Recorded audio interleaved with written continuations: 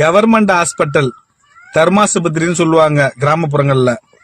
அதுல மட்டும்தான் தர்மம் இருக்கும். செய்யற தொழில்ல காசு பணம் வாங்க மாட்டாங்க, தர்மத்துக்காக செய்யறதுங்கிறதுனால அத தர்மாசுபத்திரி அப்படின்னு சொல்லிட்டு இருப்பாங்க. அதுல பாத்தீங்கன்னா ஒரு காலகட்டத்துல எல்லாம் நிறைய விஷயங்கள் நல்ல விஷயமா எல்லாமே அமைஞ்சுக்கிட்டு இருந்தது. காசுக்கு முக்கியத்துவம் கொடுக்காம ஏழை வாழைக்கெல்லாம் அவ்வளவு ஒரு விஷயங்கள் பண்ணிட்டு இருந்தாங்க. அது அப்படியே இன்னைக்கு தனியார் மையத்துல அதிகமா ஆகும்போது பாத்தீங்கன்னா நிறைய பணத்தின் மோகத்துலதான் ஒவ்வொரு விஷயமும் செஞ்சிட்டு இருக்கிறாங்க. என்ன அப்படி பணத்தின் மோகம் அப்படின்னு பாத்தீங்கன்னா, சுகப்பிரசவமா இருக்கிறதையே சிசேரியனா மாத்தக்கூடிய ஒரு வல்லமை இப்போ சமீபத்த காலமா நடந்துகிட்டு இருக்குது. எல்லாத்தையுமே தெரியும், எல்லாமே கொஞ்சம் கான்ட்ரவர்சியா தான் இருக்கும். உண்மைகள் சில நேரம் கசக்கத்தான் செய்யும். அதனால நம்ம கடமை உண்மையை உறக்க சொல்லுவோம். அது பாத்தீங்கன்னாக்கா சிசேரியன் எதனால பண்றாங்கன்னு பாத்தீங்கன்னா, தவிர்க்க முடியாத சூழ்நிலைக்கு பண்றது வேற.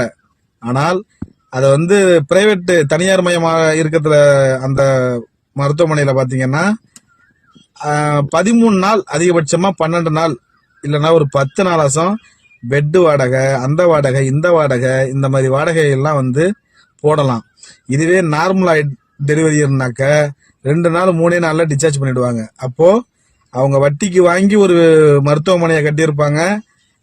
3 நாள்ல ஒரு பேஷண்ட் அனுப்பிட்டோம்னாக்க அதுக்கு லோன் போட்டு கட்டியிருக்க பில்டிங்க்கு வட்டி கட்ட முடியுமா? பாக்குற நர்ஸுங்களுக்கு சம்பளம் கொடுக்க முடியுமா? முடியாது. அதனால ஒரு சில மருத்துவமனை, தனியார் மருத்துவமனையில இந்த வேலைகள் தான் நடந்துகிட்டு இருக்குது. சரி, நம்மளுக்கு ஒரு உயிர், நம்மளுடைய வம்சத்தை காப்பாத்தி கொடுக்கறாங்க. அதனால காசு என்னையா காசு போயிட்டு போகுது அப்படின்னு பார்த்தாலும் எல்லாருக்குமே அந்த ஆபரேஷனுங்கிறது ஏத்துக்கல.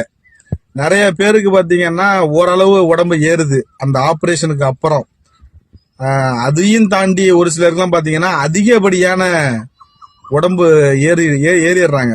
ரொம்ப பெண்கள் பாவம் அவ்வளவு அவதி விடுறாங்க. அந்த மாதிரி ஒரு விஷயம் எதனால நடக்குதுன்னே ஒன்றும் புரியல. எதனால இந்த அளவுக்கு அந்த உடம்பு தடிமனா ஆயிடுது. சாப்பாடை பார்த்தாக்க கொஞ்சமா தான் சாப்பிட்றாங்க. ஆனா அவ்வளோ எப்படி சொல்றது, அவங்களாலேயே அது சமாளிக்க முடியாத அளவுக்கு மாறிடுது. இந்த சிசேரியன்ங்கிறது அவ்வளோ ஒரு கொடூரமான வேலைகள்லாம் நடந்துகிட்டு இருக்குது. அந்த இதுல நம்ம உயிரை காப்பாத்துக்கிறதுக்காக அதெல்லாம் பெருசா பேசப்பட மாட்டேங்கிறோம், அதை நினைக்க மாட்டேங்கிறோம். உண்மையா பொய்யான்னு சொல்லிட்டு கமெண்ட் பண்ணிட்டு போங்க.